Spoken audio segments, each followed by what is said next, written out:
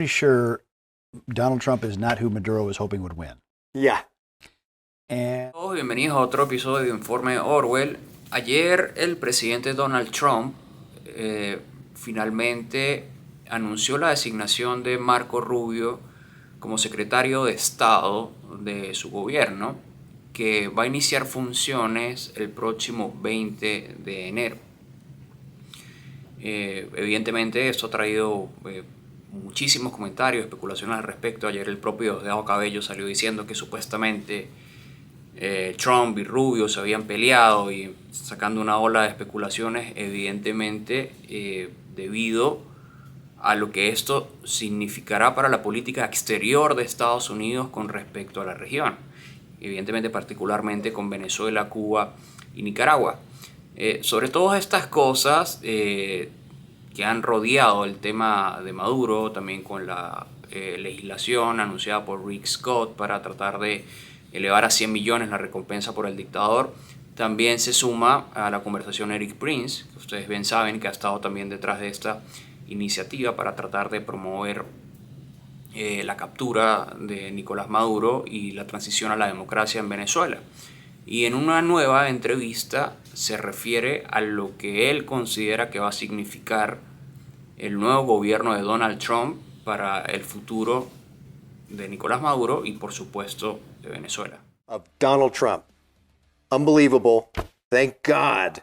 It's breathtaking to see where we are right now. So we did one segment about your observations of the implication of the next Trump presidency on conflicts around the world. I want to bring it now to Latin America, South American countries. Let's talk Monroe Doctrine. Let's talk Monroe Doctrine. Great point. So we've talked at length many times on Off Leash about the tragedy of Maduro's grip on Venezuela and his stolen election there.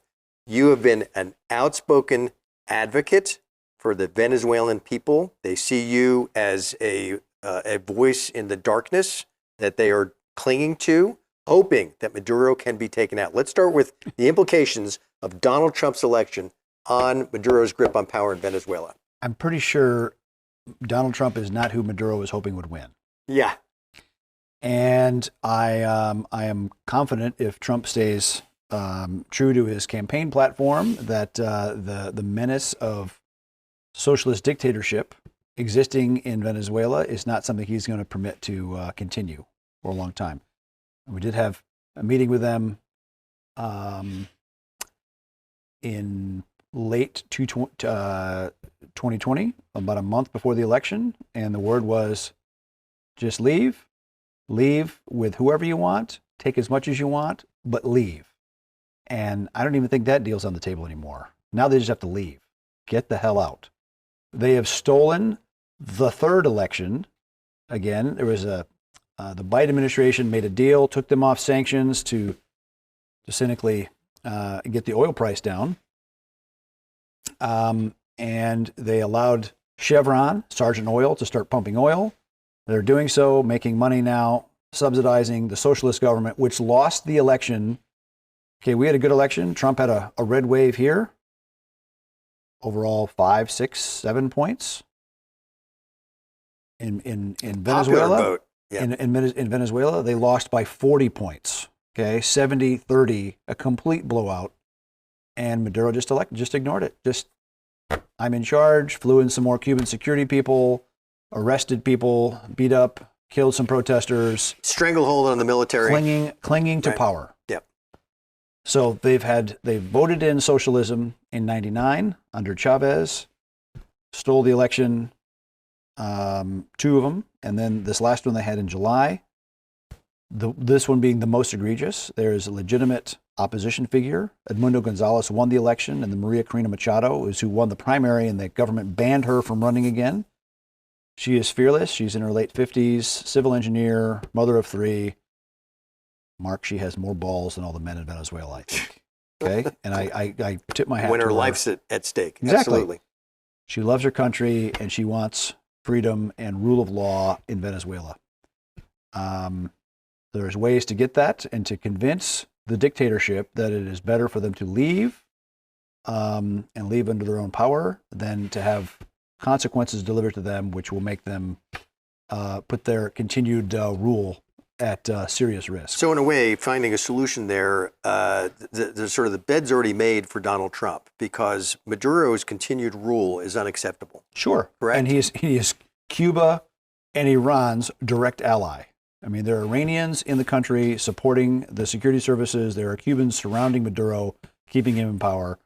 The Russians, really not so much, because I think the longer Venezuela stays wrecked, it's better for Putin because it's that much oil capacity that stays off the market. Trump spoke often on the campaign trail about the absurdity of the Biden administration getting oil from Venezuela and not from under our own feet. Yes, and he said he made the somewhat erroneous statement that it's safer in Caracas because they've shipped all their murderers. They have shipped. They've emptied their prisons, moved many of them to Colorado, to New York, to Boston, the Tren the guys that are taking over certain apartment buildings and extorting the residents. Colorado and elsewhere? Yeah. Yep. They have done that. That is unacceptable. Those guys have to go either into a U.S. lockup or ideally into a Venezuelan lockup where they spend the rest of their miserable lives. Rule of law and order must be reestablished in Venezuela. And that's something that the Trump administration can accomplish very quickly. Okay. And we're going to key it up for them to make that possible. Does part of it require a phone call to Chevron to say, no well, more? That's a simple paperwork thing to immediately suspend their license. Okay. So. And maybe that gets done ahead of time with a phone call to say, probably better to suspend now. Okay. Because daddy's coming. And he's pissed. Fair enough. But so sanctions back in place immediately, like that. Yeah, we have plenty of crude that we can produce here. Well, you know what's fascinating is when you and off-leash viewers, they know this well because you've discussed this at length. When you take a look at this, basically this railroad line from Venezuela, from the prisons of Venezuela, right straight up into the United States of America, what more justification do you need to recognize that this circumstance is not acceptable? Gonzalez has left the country. Yep. Correct? He's in Madrid. He was, the poor guy, he's in his 70s. I don't think he was in for that level of a fight, and they were threatening his family, and so he left. But Maria Corina, she's there, and she is resisting. And that discussion that took place that said, pack up your stuff and get the hell out, which is now just get out.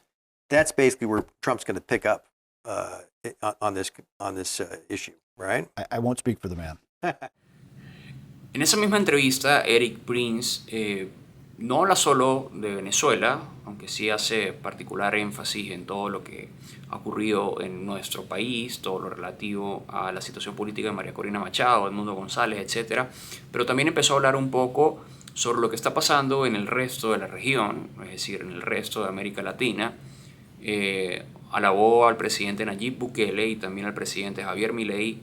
Habló sobre cómo la administración Biden se había estado distanciando, había empujado lejos a gobiernos como el de Salvador sencillamente por aplicar la ley y cómo todo esto va a repercutir en el resto de la región. Les voy a pasar el segmento en el que se refiere al gobierno de El Salvador y también al gobierno de Argentina. So we've got this great contrast in the region. Bukele was one of the guys who sent his regards to Donald Trump, the president of El Salvador. Congratulations to the president-elect of the United States of America, Donald Trump. And he did so posting on X with a picture of him sitting and shaking hands with Donald Trump.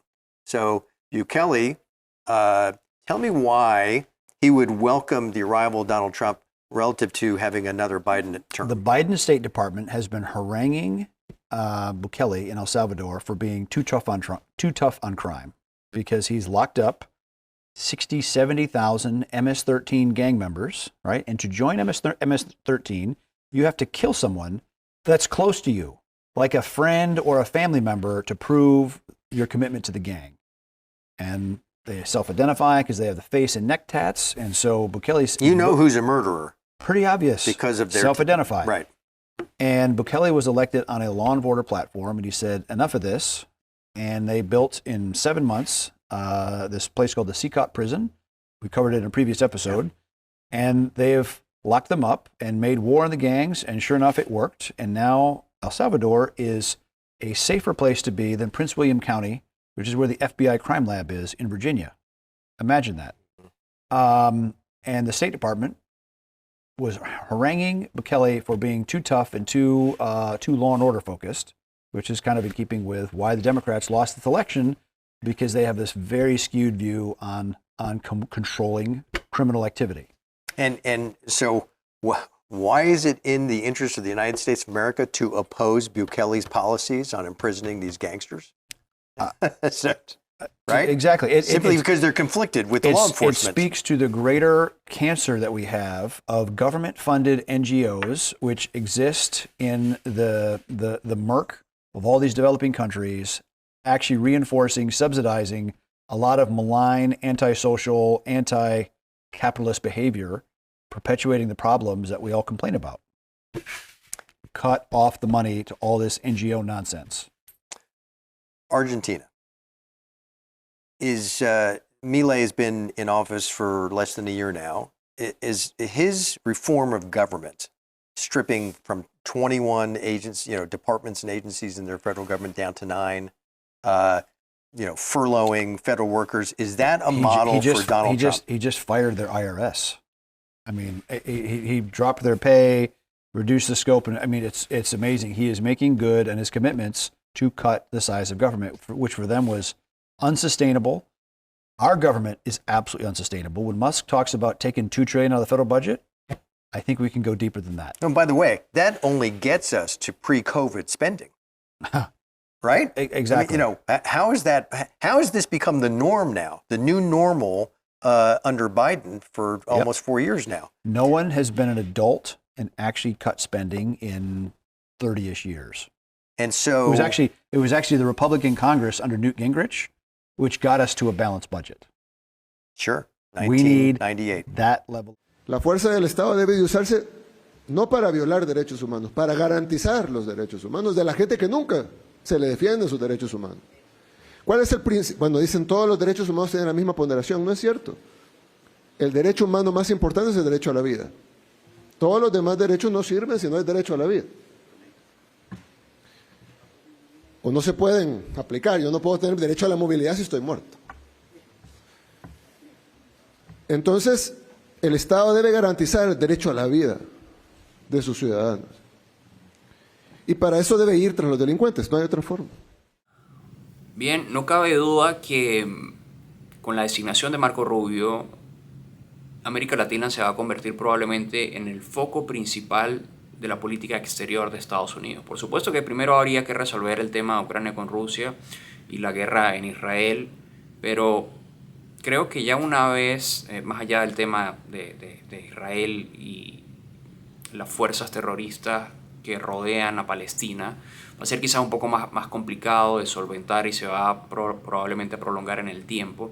Pero creo que lo de Rusia y Ucrania puede llegar a un desarrollo en el corto plazo y no tengo la menor duda de que con Marco Rubio la política exterior de Estados Unidos se va a centrar en América Latina. Y esto va a ser fundamental para tratar de recuperar nuestra democracia. Creo que con este equipo que ha conformado el presidente Donald Trump probablemente tendremos una vez más, luego del fiasco del 2019, una oportunidad gigantesca para recuperar la democracia en Venezuela.